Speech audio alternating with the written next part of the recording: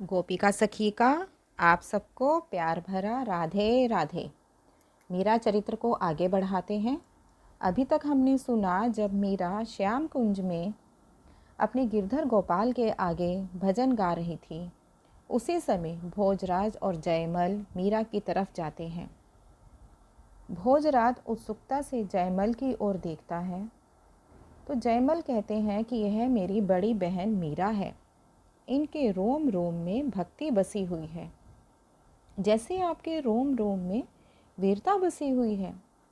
भोजराज ने हंसकर कहा, भक्ति और वीरता? भाई बहन की ऐसी जोड़ी कहाँ मिलेगी? विवाह कहाँ हुआ इनका? विवाह? विवाह की क्या बात फरमाते हैं आप? विवाह का तो नाम भी सुनते ही जीजा की आंखों से आंसुओं के झरने बहने लगते हैं। हुआ यूं कि किसी बारात को देखकर जीजा ने काकीसा से पूछा कि हाथी पर यह कौन बैठा है। काकीसा ने बतलाया कि नगर सेठ की लड़की का वर है। यह सुनकर इन्होंने जिद की कि मेरा वर बताओ। काकीसा ने इन्हें चुप कराने के लिए कह दिया कि तेरा वर गिरधर गोपाल है। बस उसी समय से इन्होंने भगवान को अपना वर मान लिया है। रात दिन बस भजन पूजन भोग राग नाचने गाने में लगी रहती हैं। जब यह गाने बैठती हैं तो अपने आप मुख से भजन निकलने लगते हैं। बाबोसा के देहांत के बाद पुनः इनके विवाह की रनिवास में चर्चा होने लगी है, इसलिए अलग रह श्याम कुंज में ही अधिक समय बिताती हैं। जयमल ने बाल स्वभाव से ही सहज ही सब बातें भोजराज को बता दी। यदि आज्ञा हो तो ठाकुर जी और राठौड़ों की इस विभूति का मैं भी दर्शन कर लूं। भोजराज ने प्रभावित होकर सर्वथा अनहोनी सी बात कही। न चाहते हुए भी केवल उनका सम्मान रखने के लिए ही जयमल बोले, हाँ हाँ अवश्य पधारो। उन दोनों ने फुलवारी की बहती नाली में ही हाथ पांव धोए और मंदिर में प्रवेश किया। सीढ़ियां चढ़ते हुए भोजराज ने करुण पद की अंतिम पंक्ति सुनी। वह भजन पूरा होते ही बेखबर मीरा ने अपने प्राणाधार को मनाते हुए दूसरा भजन आरंभ कर दिया। अश्रुशक्ति मुक्त और भरे कंठ से मीरा हृदय की बात संगीत के सहारे अपने आराध्य से कह रही थी। ठाकुर को उन्हीं के गुणों का वास्ता देकर उन्हें ही एकमात्र आश्रय मानकर अत्यंत दीन भाव से कृपा की गुहार लगा रही थी। मीरा अपने भाव में इतनी तन्मय थी कि किसी के आने का उसे ज्ञात ही नहीं हुआ। एक दृष्टि मूर्ति पर डालकर भोजराज ने उन्हें प्रणाम किया। गायिका पर दृष्टि पड़ी तो देखा कि उसके नेत्रों से अविराम आंसू बह रहे थे, जिससे बरबस ही मीरा का फूल सा मुख कुम्हला सा गया था। यह देखकर युवक भोजराज ने अपना आपा खो दिया। भजन पूरा होते ही जयमल ने चलने का संकेत किया। तब तक मीरा ने एक तारा एक ओर रख आंखें खोली और तनिक दृष्टि फेर पूछा, कौन है? भोजराज को पीछे ही छोड़कर आगे बढ़कर स्नेहयुक्त स्वर में जयमल बोले, मैं हूँ जीजा। समीप जाकर और घुटनों के बल पर बैठकर अंजलि में बहन का आंसुओं से भीगा मुख लेते हुए आकुल स्वर में पूछा, किसने दुख दिया आपको? बस भाई के तो पूछने की देर भर थी कि मीरा के रुदन का तो बांध टूट पड़ा। वह भाई के कंठ लग फूट फूट कर रोने लगी। आप मुझसे कहिए तो जीजा, जयमल प्राण देकर भी आपको सुखी कर सके तो स्वयं को धन्य मानेगा। 10 वर्ष का बालक जयमल जैसे आज बहन का रक्षक हो उठा। मीरा क्या कहे, कैसे कहे? उसका यह दुलारा छोटा भाई कैसे जानेगा कि प्रेम पीर क्या होती है? जयमल जब भी बहन के पास आता या कभी महल के रास्ते में मिल जाता तो मीरा कितनी ही आशीष भाई को देती न थकती थी। सदा हंसकर सामने आने वाली बहन को यूं रोते देख जयमल तड़प उठा। एक बार जीजा आप कह कर तो देखो, मैं आपको यूं रोते नहीं देख सकता।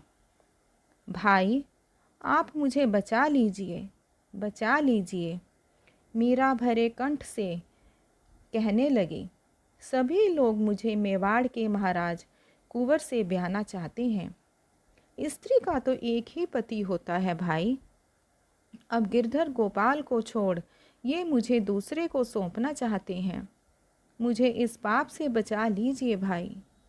आप तो इतने वीर हैं, मुझे आप तलवार के घाट उतार दीजिए। मुझसे यह दुख नहीं सहा जाता। मैं आपसे मेरी राखी का मूल्य मांग रही हूँ। भगवान आपका भला करेंगे। जयमल बहन की बात सुनकर सन्न रह गई। एक तरफ बहन का दुख और दूसरी तरफ अपनी असमर्थता। जयमल दुख के अवश होकर बहन को बाहों में भर रोते हुए बोले, मेरे वीरत्व को धिक्कार है कि मैं आपके किसी काम ना आया। यह हाथ आप पर उठे, इससे पूर्व जयमल के प्राण देह ना छोड़ देंगे। मुझे क्षमा कर दीजिए जीजा, मेरे वीरत्व को धिक्कार है कि आपके किसी काम ना आया। दोनों भाई बहन को भावनाओं में बहते रोते ज्ञात ही नहीं हुआ कि श्याम कुंज के द्वार पर एक पराया एवं सम्मान्य अतिथि खड़ा आश्चर्य से उन्हें देख और सुन रहा है। श्याम कुंज में मीरा और जयमल दोनों भाई बहन एक दूसरे के कंठ लगे रुदन कर रहे हैं। जयमल स्वयं को अतिशय असहाय मान रहे हैं, जो बहन की कैसी भी सहायता करने में असमर्थ पा रहे हैं। भोजराज श्याम कुंज के द्वार पर खड़े उन दोनों की बातें आश्चर्य से सुन रहे थे। वे थोड़ा समीप आते ही सीधे मीरा को ही संबोधित करते हुए बोले, देवी।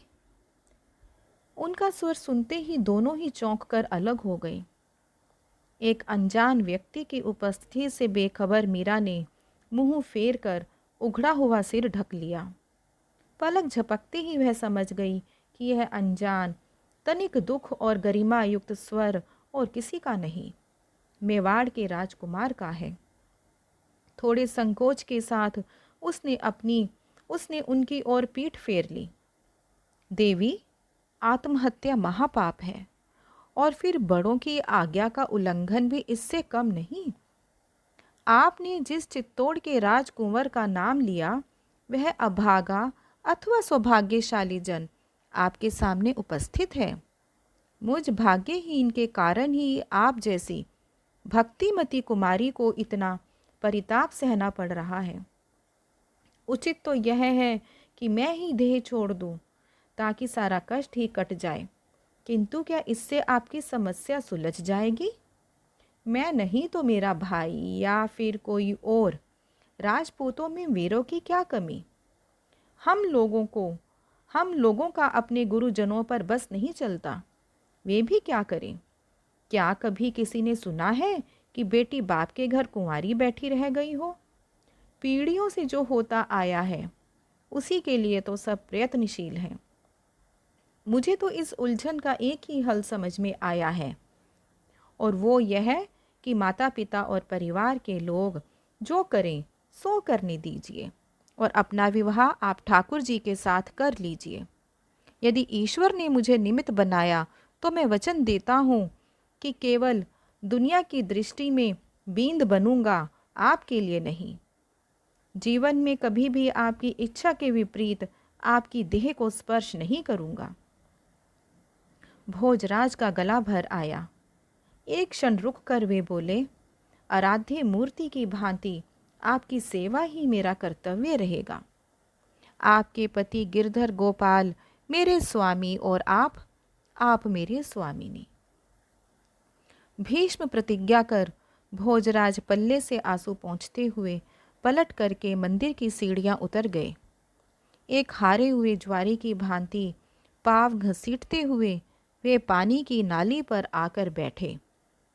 दोनों हाथों से अंजलि भर भर करके मुंह पर पानी के छींटे मारने लगे ताकि आते हुए जयमल से अपने आंसू और उनकी वजह छुपा पाए।